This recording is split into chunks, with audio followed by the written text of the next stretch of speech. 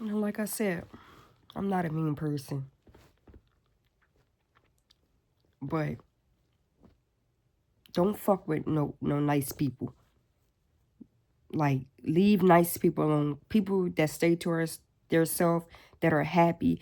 There's a reason why I'm happy all the time. There's a reason why I like to make jokes and lift other people's spirits up, because I've been through hell and back.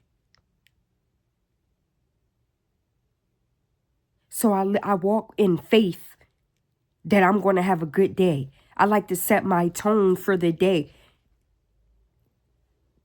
Don't be jealous and miserable because you can't you can't walk in my light. Don't be jealous and miserable because you don't want to be like that. That ain't my fucking problem, dog. Like, I'm so sick of people. Like, I really am. I really am. Cause I don't bother nobody. So why are you bothering me? So the next morning, I sent the message in a group chat. I came at her sister. I didn't put her name in it, but I came at her sister. I told her she was a fat bitch. Listen, you been talking shit about me. So yeah, I'm gonna say my piece and how I feel before I leave this. You gonna hear me. Yeah, because you fuck with the wrong person. Don't fuck with me if I don't fuck with you. And straight like that. But that's my fault for being so nice. And it's sad because it's like, I feel like a lot of people go through this. People that are empathetic, people that are sensitive, they let stuff fly. They let, they don't want conflict. I don't like conflict. I don't like conflict because I'm not a nice person when I get into conflict. If the other person was messing, fucking with me. So I try to steer from it because I know how I get. But nah, you gonna hear what I got to say, cause you've been saying too much. You've been lying about me. Your name been in my mouth. Nah, you gonna hear me. So yeah, I wrote a little message in a group chat. Told her to go to the gym, go eat a fucking burger. Yeah, I probably hurt her feelings, which I did. I know I did. I went to the police station to file a report. Immediately when I got to the police station, he made me feel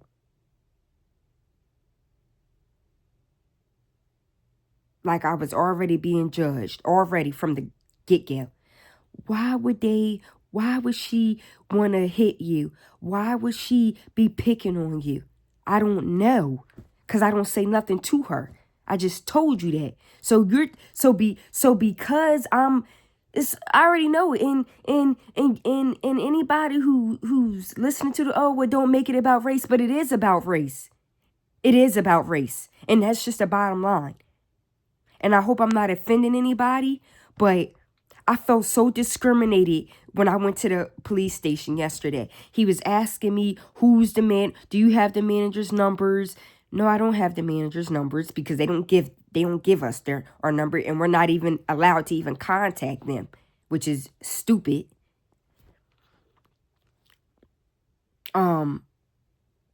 Like the one manager, she said, don't contact me if it's about work. If you contact my phone about work, I'm deleting your number. Like, what? You're a manager. What? The place was ghetto and unprofessional anyway. I was getting tired of the place anyway.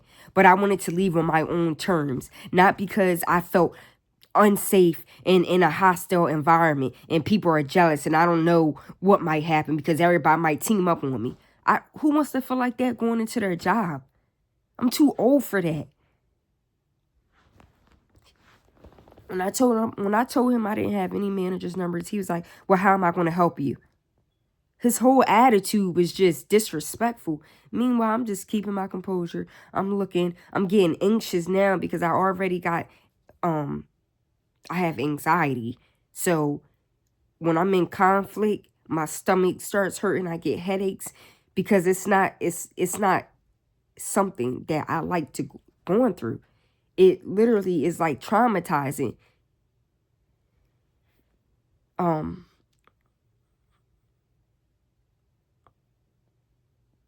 So he asked me, do I have any coworkers' numbers who has a manager number? So I gave him one of my coworkers' numbers. After he talked to them, now I told him the whole story like how I told y'all. And when he said, oh, well, so she's just picking on you, that's when I knew right there, you are definitely judging me. You're racially profiling me. Oh, you just look like a ghetto black girl. I know that's what he was thinking in his head. You didn't even have to say it. It was all over your face, how you looked at me, how you were talking to me. Then, so he calls, it was like he didn't even have time to hear my conversation. Okay? So after he made the call or whatever, he came out. Well, he came out of the door. He said to me, well, if you're gonna come here, you gotta tell me the truth. What didn't I tell the truth about? The group chat, you have Janelle's number. I don't have Janelle's number. I said that to him. Okay, well, the coworker said that you hit her.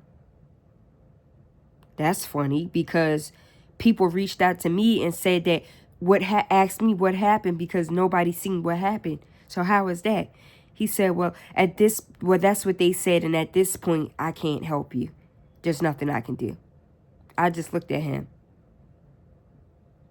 in disappointment. And I said, okay, sir. And I walked out. Called my sister, was crying, We came up with the idea to call the sergeant of the police station. I called him. Immediately, I broke down. I'm like, I went to the police station to get help. If I cannot get help from the police station, if I am feeling discriminated as soon as I come in there, who do we go to in our community? And this is something that's happening every day in the community. I said this is exactly why people take matters into their own hand. Oh, let's not make this about a race thing. This is what he said to me. He said, oh, but I'm willing to listen to you if you want to tell me the story. I said, okay. I immediately started telling him the story. Just like I told you guys. My story is not changing because this is what happened. When I told him after she gripped me up and I was able to get down by the managers and I told him that I was able to swing on her, he said, well, you are the aggressor in this. This is a mutual combat and you are the aggressor. I said, how am I the aggressor when she was the one that came to me? He said, because she didn't hit you. She touched me. It doesn't matter if this was a punch or not. You touched me. You came into my personal space. You grabbed me up. And you're telling, I said, I defended myself. He said, yeah, but you were the aggressor. In this situation, you were the aggressor.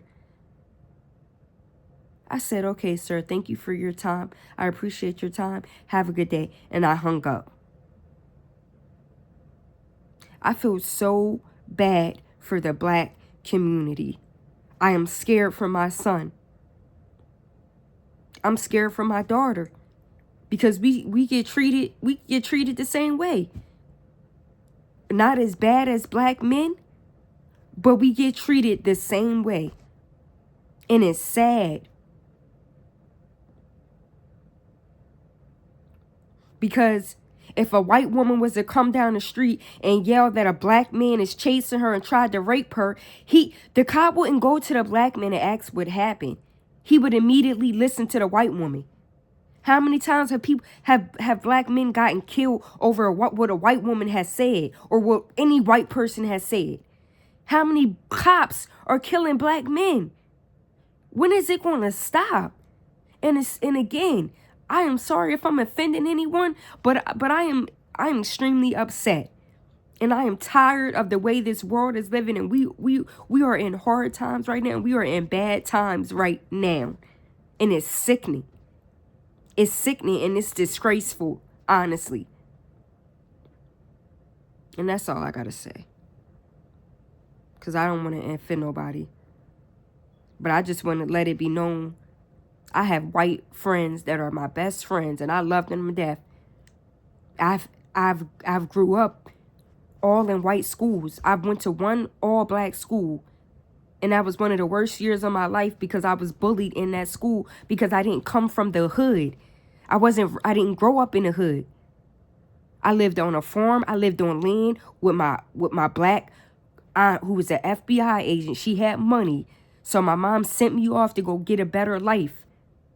I was not raised around black people.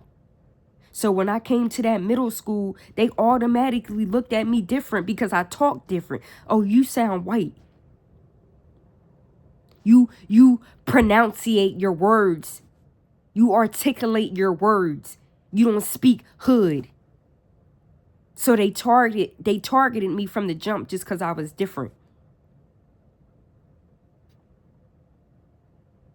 So no, I don't got nothing against white people. Because it's a lot of white people that will take black people in and raise them like their own. I've had plenty of... When my mom sent me off to go live with my aunt, I was mentally... I was going through so much in school. Like, going to school was literally my escape. Do you know how many white teachers cared about me? They were there. They were supportive. So I don't got nothing against white people. But the majority of cops do not care about us. They do not care about minorities. The world does not care about minorities. Black people specifically. And I'm tired. I am tired of fighting every day. I'm tired. It's bad enough that I'm a single mom and I got to do it on my own. It's bad enough that. So then I got to step out into the world and got to go through discrimination, shit at my job, harassment, like stuff like that.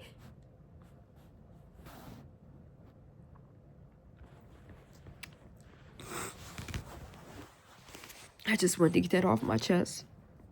Like I said, I missed you guys. I got a strike on my channel, so I'm trying to get it off. So that's why I wasn't able to post for this whole week. But I will be giving y'all back-to-back videos. Back-to-back. Again, I want to say it one more time because I want y'all to know I'm for the people. Like, I'm for community. I don't care the color of your skin. I don't care. Like, I don't care about none of that.